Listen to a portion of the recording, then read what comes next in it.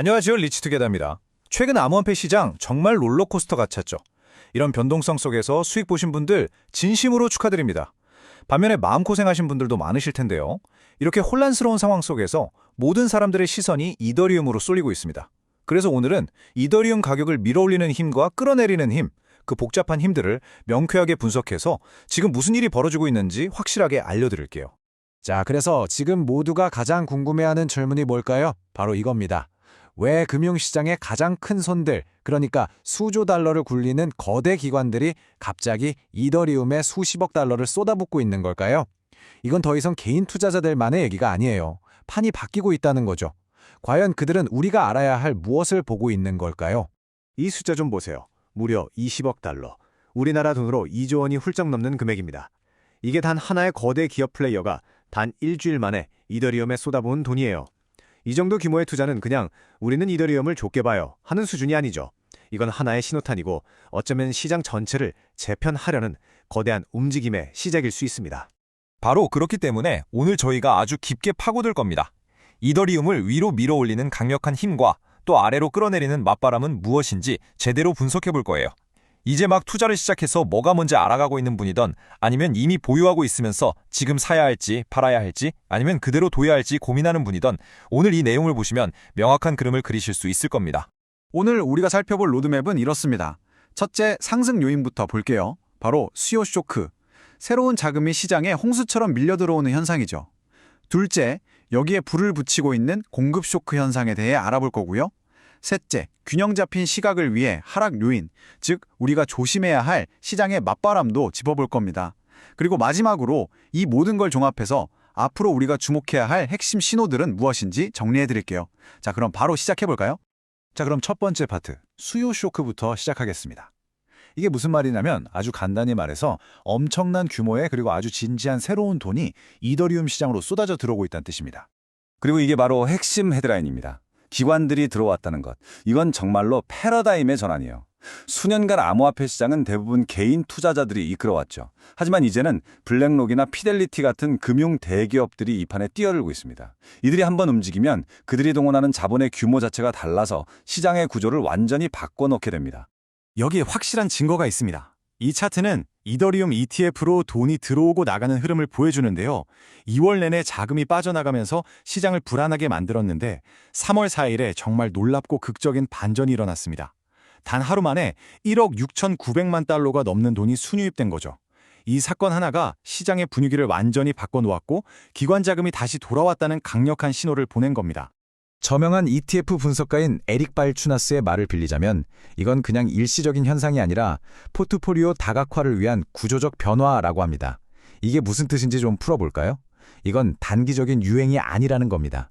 장기적인 투자 전략의 근본적인 한 부분이라는 거죠. 기관들이 이제 이더리움을 금이나 주식처럼 다루기 시작했다는 거예요. 현대적인 분산 투자 포트폴리오의 핵심적이고 필수적인 자산 중 하나로 말이죠. 자, 이제 상승 요인의 두 번째, 그리고 수요 쇼크만큼이나 강력한 기동인 공급 쇼크에 대해 알아보겠습니다. 수요는 폭발하고 있는데 정작 시장에서 살 수 있는 이더리움의 양은 점점 줄어들고 있어요. 이건 전형적인 경제학적 압박 현상인데 왜 이런 일이 벌어지는지 이해하는 게 정말 중요합니다. 이게 무슨 말인지 확실하게 이해할 수 있도록 쉬운 비유를 하나 들어볼게요. 자, 상상해보세요. 어떤 작은 마을에 거대한 IT 기업이 본사를 이전해서 수천 개의 고연봉 일자리가 생겼다고 칩시다. 그럼 당연히 새 직원들이 이사 오면서 집값이 오를 거라고 예상하겠죠? 그런데 바로 그 똑같은 시점에 마을 집주인들의 절반이 갑자기 우리는 집 안 팔 겁니다 하면서 매물을 싹 걷어들인다고 상상해보세요. 어떻게 될까요? 집값은 그야말로 하늘로 치솟겠죠. 지금 이더리움에 벌어지고 있는 일이 바로 이것과 아주 비슷합니다. 그럼 그 많던 이더리움은 다 어디로 갔을까요?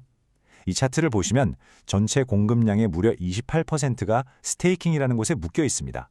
이건 투자자들이 이자를 받으면서 장기적으로 묶어두는 예금 교자 같은 거라고 생각하시면 돼요. 당장 팔 생각이 없는 물량이라는 거죠. 게다가 엄청난 양이 DeFi, 즉 탈중앙화 금융 같은 스마트 컨트랙트에 사용되고 있습니다. 이건 사실상 이더리움 위에 새로운 금융 시스템이 통째로 지어지고 있다는 뜻이에요. 이 모든 걸 종합하면 실제로 거래소에서 바로 살 수 있는 물량은 믿을 수 없을 만큼 적다는 결론이 나옵니다. 과거 데이터를 보면 이게 더 명확해집니다. 거래소에 보관된, 그러니까 언제든 팔릴 준비가 된 이더리움의 양이 2016년 이후 가장 낮은 수준이에요. 거의 10년 만에 최저치라는 거죠. 거대 기관들을 포함해서 사려는 사람은 점점 많아지는데 살 수 있는 코인의 수는 점점 줄어들고 있는 겁니다. 이건 경제학의 가장 기본적인 법칙이죠. 수요가 공급을 극적으로 초과할 때 가격은 오르는 경향이 있습니다. 네, 정말 강력한 상승 시나리오죠. 하지만 모든 일이 순탄하게만 흘러가는 건 아닙니다. 현명한 투자자는 항상 동전의 양면을 보죠. 자, 이제 기어를 바꿔서 시장의 맞바람, 즉 이더리움의 앞길을 막을 수 있는 실제 리스크들을 살펴보겠습니다. 이런 위험 요소를 이해하는 것이야말로 투기와 전략을 구분짓는 기준이 됩니다. 준비된 투자자는 이런 변동성조차 기회로 만들 수 있으니까요.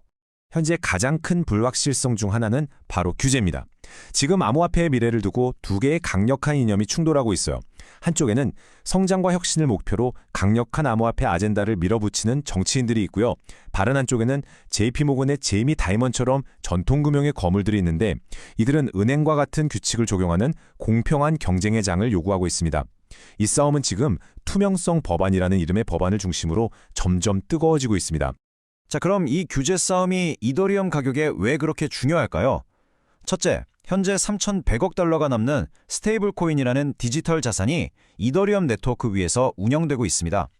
만약 이 투명성 법안이 엄격한 형태로 통과된다면 이 스테이블 코인들이 운영되는 방식에 심각한 제약이 걸릴 수 있어요.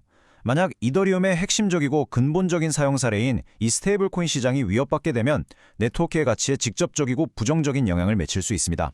그리고 문제는 암호화폐에만 국한된 규제뿐만이 아닙니다. 암호화폐 시장과는 전혀 상관없이 일어나는 글로벌 경제 이벤트들 역시 이 상승 랠리를 멈춰 세울 수 있습니다. 이것들은 우리가 통제할 수는 없지만 반드시 주시해야 하는 거시경제 요인들이죠. 지금 우리가 마주하고 있는 압박 요인들입니다. 최근 지정학적 리스크로 인해 유가가 단 일주일 만에 16%나 급등했습니다. 유가가 오르면 쉽게 잡히지 않는 끈적한 인플레이션으로 이어질 수 있죠. 그리고 이건 중앙은행들이 금리 인하를 주저하게 만들고 결국 시장 전체에 돈줄을 죄게 됩니다. 이런 상황은 시장에 위험 회피 분위기를 만드는데요. 이럴 때 투자자들은 이더리움과 같은 자산을 가장 먼저 파는 경향이 있습니다. 자, 정리해보면 한쪽에는 강력한 수요와 공급 스토리가 있고 다른 한쪽에는 심각한 규제와 경제적 리스크가 있습니다. 이 모든 걸 어떻게 이해해야 할까요? 이번 마지막 섹션에서는 이 복잡한 상황을 꿰뚫고 여러분이 주목해야 할 핵심적이고 실행 가능한 신호들을 딱 짚어드리겠습니다. 오늘 우리가 나눈 모든 이야기를 간단하게 요약한 표입니다. 왼쪽에는 상승 신호들이 있죠.